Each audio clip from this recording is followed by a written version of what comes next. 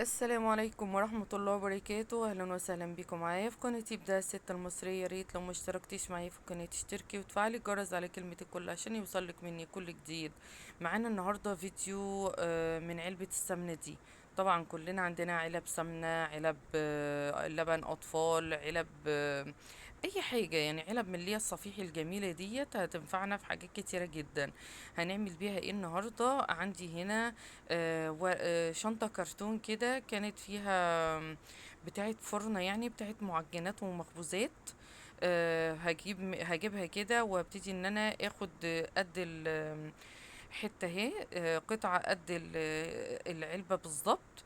واخلي بالي ان انا يعني اخد، يعني انزل تحت الحتة بتاع الغطا، يعني ملزقش عندها، انزل يعني الزق من تحتها على طول علشان خاطر وانا بقفل الغطا بتاع العلبة يبقى معايا ايه، ما يبقاش في اي مشكلة او في حاجة تعوق الغطا. نبعد عن المنطقة بتاعت الغطا خالص. غلف كده، الزق شمع كويس واثبت ايدي والزقها بقى كده ايه داير ما يدور زي ما انتم شايفين. واثبت شغلي كويس قوي، اهم حاجة اثبت شغلي كويس عشان يطلع معايا في النهاية جميل جدا. ومش هتصدقي بعد ما نخلصها ان دي علبة سمنة اللي كانت عندك وكنت هترميها، هتعملي منها تحفة فنية بجد. تقدري ان انت تستعمليها في حاجات كتيرة جدا. كده انا خلصتها اهوت، وابتدي ان انا اجيب بقى قطعة على قد الجزء اللي تحت بقى، عشان انا بحب ان انا ايه، طالما بعمل حاجة يبقى فنشها يعني تمام، يعني ما يبقاش فيها حاجة مش حلوة.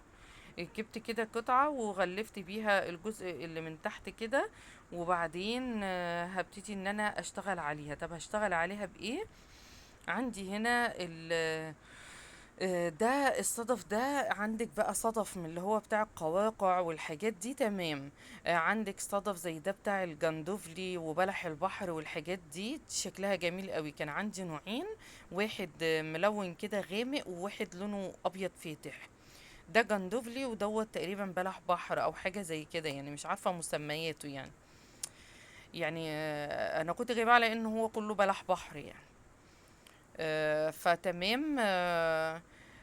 كده ابتديت ان انا ارصه كده بطريقة حلوة جدا. هبتدي ان انا ارصه يعني ايه، بطريقة ممكن ترصيه بطريقة عشوائية، هي طريقة عشوائية شوية بس شبه منظمة يعني. هخليه واحدة فاتحة واحدة غامقة، واحدة غامقة واحدة فاتحة، العكس زي ما انت شايفة كده. علشان تبقي سهل معاكي ان انت تقدري ان انت ترصي وفي نفس الوقت تبقي الدنيا تمام معاكي. جبت قطعة كده، جبت علبة كرتون كده صغنونة وثبت عليها العلبة علشان يبقى سهل معايا وانا بعمل. ابتدي امسك كل واحدة كده وابتدي امشي عليها بمسدس الشمع زي ما انت شايفين، وبعدين اروح لازقة عليها. زي ما قلتلك هي هتبقى يعني ايه، هي منظمة كله ورا الله أكبر. بعضه، بس شبه عشوائية. يعني حاولي تعوجيها شوية عن بعضها، بتخلي يعني ما تخليهاش كلها يعني شكل واحد، تبقى شكلها جميل كده، وان شاء الله تعجبك في الاخر. والله شكلها جميل قوي. هخلص بقى العلبة بتاعتي كلها زي ما انت شايفة كده، بنفس الترتيب، وما يعني ايه، عشان تطلع معاكي في الاخر شكلها حلو.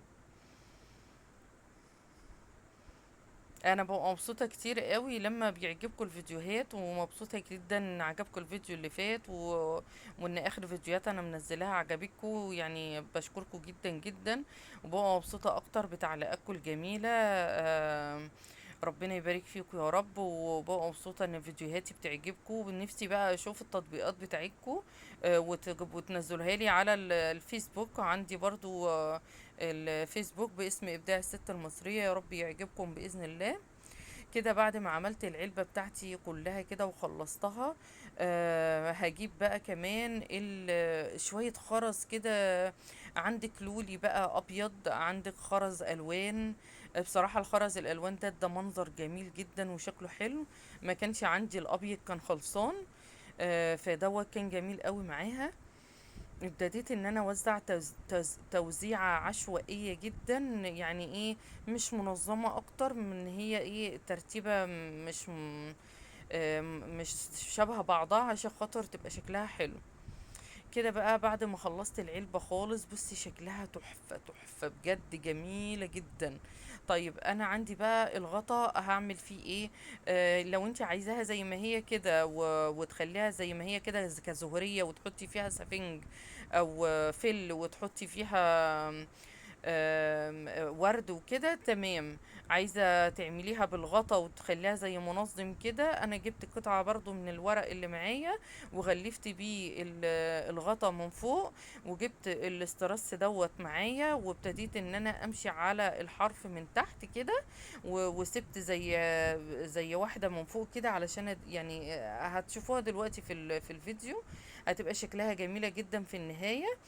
بس لو انت مش عايزة تشتغلي على الغطا، ومش عايزة الغطا اصلا، ومش عايزة تعمليها زي علبة منظم كده، ممكن تخليها زي ما هي وحطي جواها حاجات وثبتيها من فوق بحتة سفنج كده، ورشقي يعني حطي فيها شوية ورود كده وحاجات جميلة، هتبقى شكلها حلو قوي. جبت بقى الحرف اللي انا قلتلك هسيبه من فوق دوت، عشان ايه؟ احط شمعي كده واثبته معايا، بحيث ان يدي منظر وشكل جميل.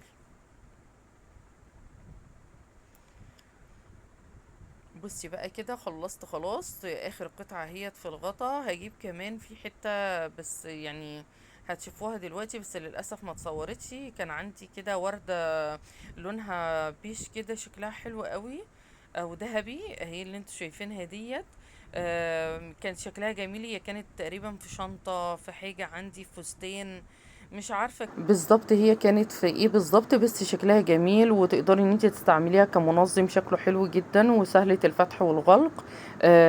ما تنسيش بقى تقولي لي رأيك ايه في الكومنتات، وتعملي سبسكرايب للقناة، وتفعلي الجرس على كلمة الكل، عشان يوصلك مني كل جديد. والفيديو بتاع البرواز دوت نزل قبل دوت على طول. يا رب يعجبكم، والسلام عليكم.